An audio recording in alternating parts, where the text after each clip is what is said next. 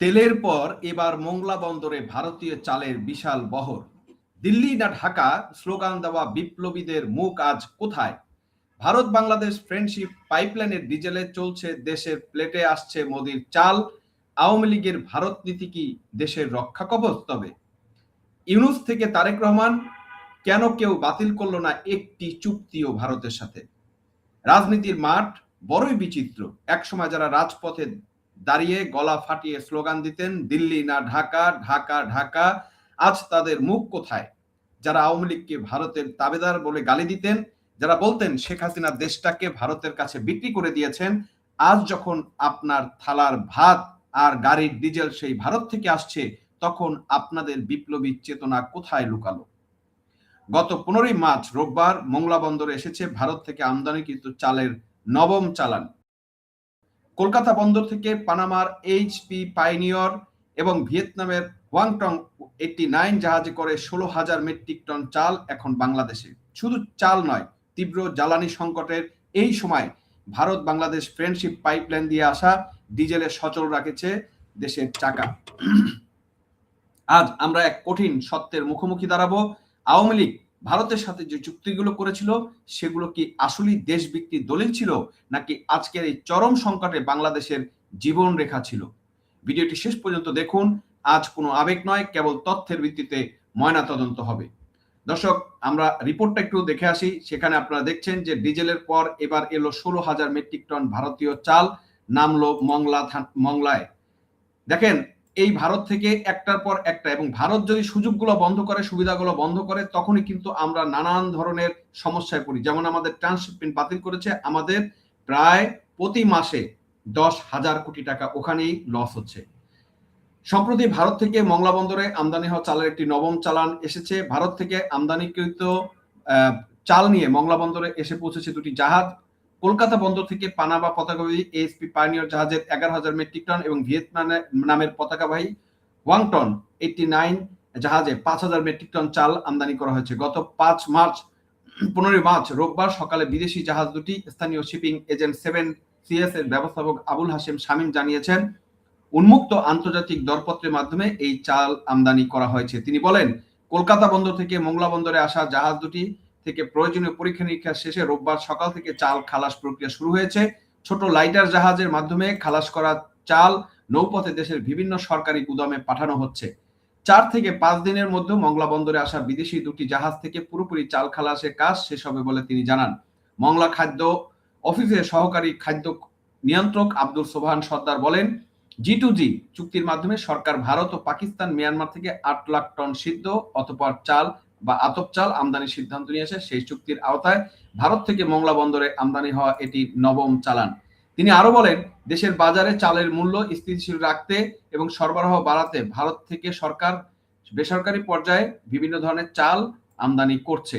দর্শক, আপনারা দেখেন, এই ভারতের বিরুদ্ধে আমরা কত কথা বলি, এবং 5ই আগস্টের পর থেকে আমরা একটা স্লোগানই দিয়েছিলাম এবং ভারতকে নানানভাবে হেয় প্রতিপন্ন। অথচ দেখেন, আজকে ভারতের সাহায্য সহযোগিতা ছাড়া এই দেশ কিন্তু দুর্ভিক্ষে পরিণত হতো। তিনি এই যে আরো বলেন, দেশের বাজারে চালের মূল্য স্থিতিশীল রাখতে এবং সরবরাহ বাড়াতে ভারত থেকে সরকার এবং বেসরকারি পর্যায়ে বিপুল পরিমাণ চাল আমদানি শুরু করেছে। শুল্কমুক্ত সুবিধায় আমদানিকৃত চালের মধ্যে বা নন বাসমতি চালের পরিমাণই বেশি, যা দেশের বাজারের পরিস্থিতি নিয়ন্ত্রণে সহায়তা করবে।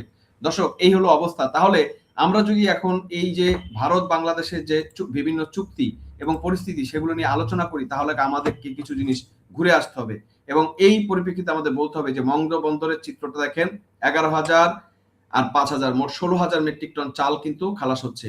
এটি কোনো দয়া নয়, G2G চুক্তির ফসল। ভারত সরকার পাকিস্তান, মিয়ানমার থেকে 8 লাখ টন আমদানির সিদ্ধান্ত নিয়েছিল, সেটা আপনারা শুনলেন। দেশের বাজারে চালের মূল্য স্থিতিশীল রাখতে এবং সরবরাহ বাড়াতে ভারত থেকে সরকার বেসরকারি পর্যায়ে বিপুল পরিমাণ চাল আমদানি শুরু করেছে।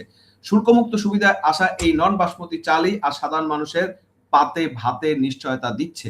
ভাবুন একবার, 2025 সালের ডিসেম্বর থেকে পেট্রাপোল এবং হিলি বন্দর দিয়ে নিয়মিত চাল আসছে। যদি এই সরবরাহ না থাকতো, তবে আজ চালের কেজি কত হতো একবার ভাবতে পারেন? যারা স্লোগান দিয়েছিল, তারা কি সাধারণ মানুষের ভাতের বিকল্প দিতে পেরেছেন? আজ পর্যন্ত কিন্তু কোনো বিকল্প জায়গা কিন্তু তারা দিতে পেরেছেন? আমরা শুনেছি সিঙ্গাপুর থেকে চাল কেনা হচ্ছে। মজার জিনিস হচ্ছে, সেই সিঙ্গাপুরের যে কোম্পানির কাছ থেকে চাল কেনা হচ্ছে, সেই চালও তারা ভারত থেকে এনে তারপরে দিচ্ছে। তার মানে ভারতের চাল সিঙ্গাপুর হয়ে ঘুরে এসে আরো বেশি টাকা দিয়ে আমাদেরকে কিনতে হচ্ছে। যদি আমি ভারতের বাইরে থেকে বা অন্য কোনো প্রতিষ্ঠান থেকে কিনতে চাই, বিদ্যুতের অভাব যখন দেশে অন্ধকারে, শিল্প কারখানা যখন বন্ধ হওয়ার পথে, তখন আমাদের ত্রেতা হয়ে দাঁড়িয়েছে ভারত বাংলাদেশ ফ্রেন্ডশিপ পাইপলাইন। আওয়ামী লীগ সরকার আমলে করা এই চুক্তির মাধ্যমে আজ সুলভ মূল্যে ডিজেল আসছে। তারা যখন বলেছিল এই পাইপলাইন দিয়ে দেশের রক্ত চুষে নিবে ভারত, তারা কি আজ এই ডিজেলের চলা বাসে চড়ছেন না? এই পাইপলাইন না থাকলে আজ বৈদেশিক মুদ্রা রিজার্ভের যে দশা, তাতে বিদেশ থেকে তেল কেনার টাকা কোথায় পেত এই সরকার? শেখ হাসিনা ভারতের সাথে যে সুদূর প্রসারী অর্থনৈতিক কাঠামো গড়েছিলেন, আজ 18 মাস পর তারেক রহমানের সরকার বা ডক্টর ইউনূসের প্রশাসন তার ছিটে ফোঁটাও বাতিল করতে পারেনি। কেন পারেনি? কারণ তারা বুঝেছে এই চুক্তিগুলো ছিল খাঁটি দেশপ্রেমের বহিঃপ্রকাশ, দেশ বিক্রির নয়। আমার প্রশ্ন সেই সব তথাকথিত বিপ্লবীদের কাছে, দালালদের কাছে, আজ আপনাদের আওয়াজ নেই কেন? আওয়ামী লীগ যখন ভারতের পুতুল সরকার বলা হতো আওয়ামী লীগকে, তখন আপনারা জানতেন যে পুতুল সরকারই এমন সব চুক্তি করে গেছে যা আজ আপনাদের সরকারকেও টিকিয়ে রাখছে। ইউনূস সরকার ক্ষমতা আসার পর থেকে একটি চুক্তি কি বন্ধ করেছে? পারেনি। উল্টো এখন তারেক রহমানের সরকারও ভারতের সাথে সখ্যতা বাড়ানোর জন্য মরিয়া হয়ে গেছে। কেন? কারণ আপনারা এখন বুঝতে পারছেন যে ভারতের সাথে শত্রুতা করে নয়, বরং সমমর্যাদার সম্পর্কের মাধ্যমেই বাংলাদেশের স্বার্থ রক্ষা হয়। শেখ হাসিনা যা করেছিলেন তা স্রেফ ব্যবসা বা দ্বিপাক্ষিক সুবিধার জন্য। আজ আপনাদের চুপ থাকা প্রমাণ করে যে আওয়ামী লীগের ভারত নীতি বাংলাদেশের জন্য সবচেয়ে বেশি উপকারী ছিল। আওয়ামী লীগ দেশ বিক্রি করে দিয়েছে এই সস্তা পপুলিজম দিয়ে। আপনারা তরুণ প্রজন্মকে বিভ্রান্ত করেছিলেন।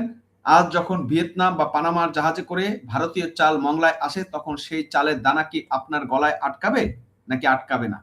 দেখি, না খেয়ে থাকেন না কিছুদিন।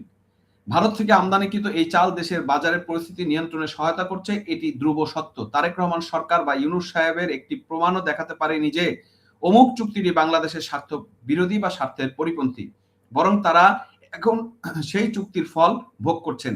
যারা একতাই প্রশ্ন তুলেছিলেন, আজ আয়নায় নিজেদের মুখ দেখুন।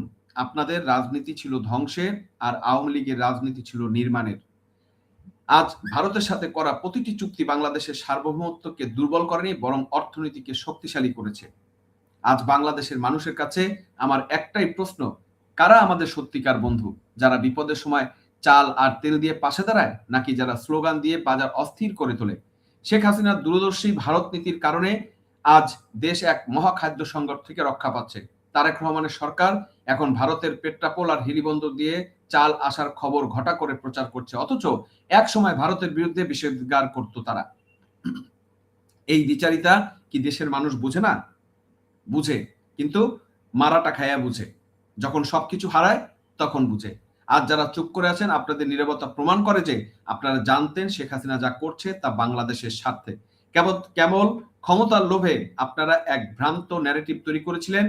আজ সেই মিথ্যার দেয়াল ভেঙে পড়ছে মংলা বন্দরের সেই নবম চালের ওজনে। দর্শক, পরিশেষে একটা কথাই বলতে চাই, ভারত আমাদের প্রতিবেশী, আর প্রতিবেশীর সাথে সুসম্পর্ক রাখা মানে হচ্ছে তাবেদারি নয়। শেখ হাসিনা সমমর্যাদার ভিত্তিতে যে অর্থনৈতিক করিডোর তৈরি করেছিলেন, আজ তার সুফল ঘরে ঘরে। মংলা বন্দরে চাল আসছে, পাইপলাইন দিয়ে ডিজেল আসছে, আদানির মাধ্যমে বিদ্যুৎ আসছে। এটি বাস্তবতা। যারা দিল্লি না ঢাকা বলে চিৎকার করছিলেন, তাদের জন্য কেবল করুণা হয়। বিশ্বাস করেন, আজকে যদি আদানির বিদ্যুৎ বন্ধ হয়ে যায়, তাহলে দিনে অন্তত 13 থেকে 14 ঘন্টা লোডশেডিং করতে হবে। অলরেডি ব্যাপক হারে লোডশেডিং কিন্তু চলছে বিভিন্ন জায়গায়। ডেলি 2 থেকে 4 ঘন্টা পর্যন্ত লোডশেডিং কিন্তু চলমান। দিনে কয়বার কারেন্ট যায় এখন আপনারা চিন্তা করে দেখেন। আর শেখ হাসিনার সময় কয়বার যেত এখন ভাবেন আপনারা। কারণ রাজনীতি যখন পেটের ক্ষুধার উপর স্লোগান দেয়, তখন সেই রাজনীতি ব্যর্থ হতে বাধ্য। আজ আওয়ামী লীগের ভারত নীতি বাংলাদেশের রক্ষা কবচ হিসাবে প্রমাণিত হয়েছে। দর্শক, আপনারা কি মনে করেন, এই যে ভারত সরকার থেকে আসা চাল, আমাদের জ্বালানি নিরাপত্তা নিশ্চিত হওয়া, এটি কি আওয়ামী লীগের কূটনীতির বিজয় নয়? যারা তখন বিরোধিতা করেছিল, আজ তাদের নীরবতা নিয়ে আপনাদের মতামত কমেন্ট বক্সে জানাবেন। ভিডিওটি শেয়ার করে সত্যটা সবার কাছে পৌঁছে দিন। সজাগ থাকুন, বাস্তবতার সাথে থাকুন। আজ এ পর্যন্তই। দেখা হবে পরবর্তী ভিডিওতে অন্য কোনো বিষয় নিয়ে। ততক্ষণ ভালো থাকেন, সুস্থ থাকেন।